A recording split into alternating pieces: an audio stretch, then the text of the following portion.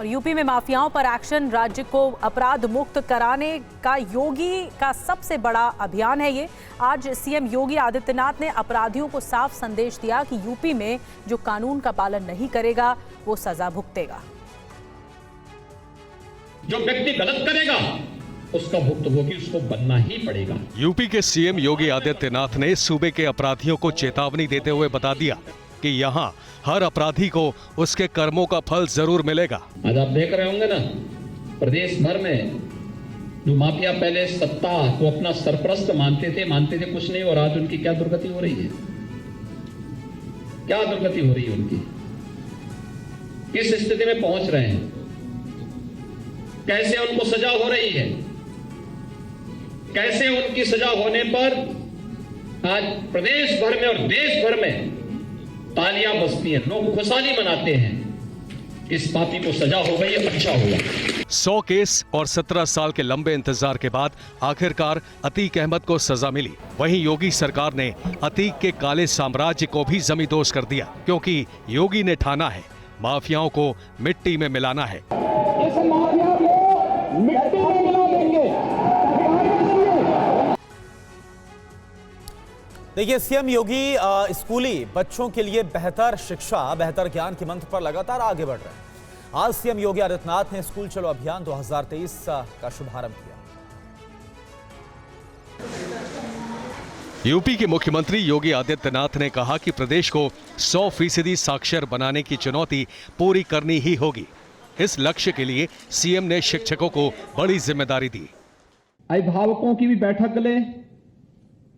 अच्छा होगा किसी दिन घर घर जाकर के एक एक घर की आप लोग स्क्रीनिंग करें, एक स्टडी भी करें ग्राम पंचायत की, किस ग्राम पंचायत में कितने घर हैं, इस ग्राम पंचायत में किस किस सामाजिक और आर्थिक परिस्थिति में निवास करने वाले लोग हैं। फिर उनका एक डाटाबेस तैयार करिए, उस परिवार में कितने लोग हैं जो स्कूल पढ़ने वाले लोग हैं। विद्यालय के पास ये रिपोर्ट कार्ड अपना होना चाहिए अपनी ग्राम पंचायत का।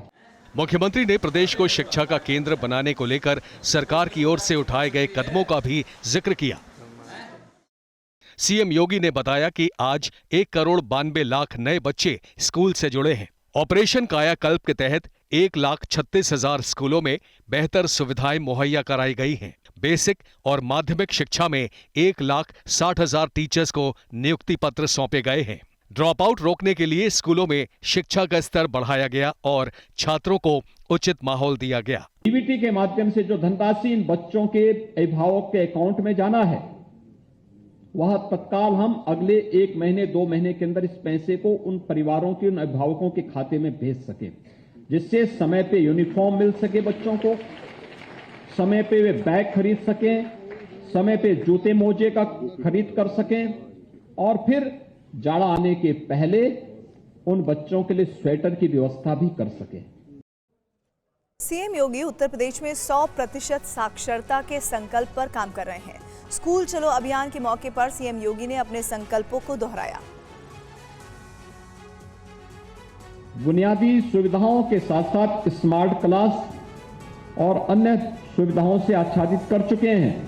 जो शेष 20,000 इस विद्यालय बचे हैं, उन्हें इस सत्र में हम लोग कुछ को गोद लेकर के, कुछ को राज्य के बजट से, कुछ को ग्राम प्रधान निधि से इन कार्यक्रमों से जोड़ने का कार्य हो रहा है।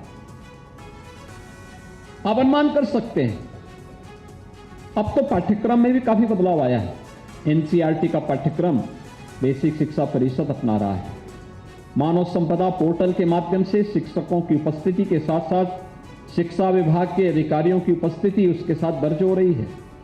निपुण भारत अभियान के अंतर्गत बच्चों के प्रत्येक विद्यालय को, प्रत्येक ब्लॉक विकास खंड को, प्रत्येक जनपद को निपुण विद्यालय, निपुण जनपद, निपुण ब्लॉक घोषित करने का एक प्रतिस्पर्धा, स्वस्थ प्रतिस्पर्धा प्रारंभ हुई है। आगे बढ़ते हैं। बेमौसम बरसात से किसानों को भारी नुकसान हुआ है। योगी सरकार पूरी तरह से मुस्तैद है कि किसानों को हुए नुकसान की भरपाई हो सके। मौसम की मार से किसानों पर असर न हो, इसके लिए सीएम योगी खुद मॉनिटरिंग कर रहे हैं। आज सीएम योगी ने लखनऊ में अफसरों की बड़ी बैठक बुलाई और किसानों को तत्काल हर संभव मदद मुहैया कराने के निर्देश दिए। लखनऊ में मुख्यमंत्री योगी आदित्यनाथ की अध्यक्षता में बड़ी बैठक हुई। राज्य के विभिन्न इलाकों में पिछले दिनों हुई बेमौसम बारिश और ओलावृष्टि की स्थिति की समीक्षा के साथ ही सीएम ने जरूरी दिशा निर्देश दिए। बैठक में किसानों की फसलों को हुए नुकसान पर चर्चा हुई। मुख्यमंत्री ने फसलों के नुकसान का आकलन करने के निर्देश दिए। सीएम ने किसानों को मुआवजा वितरण में देरी न करने की बात कही। खराब मौसम की वजह से गेहूं की गुणवत्ता पर दुष्प्रभाव की आशंका है। मुख्यमंत्री ने ऐसी फसलों की खरीद के लिए उचित नियम बनाने की बात कही। सीएम योगी ने कहा कि जनहानि की स्थिति में पीड़ित परिवार को तुरंत सहायता दी जाए। बैठक में सीएम ने किसानों को मौसम पूर्वानुमान की जानकारी देने और अर्ली वार्निंग सिस्टम के इस्तेमाल का आदेश दिया।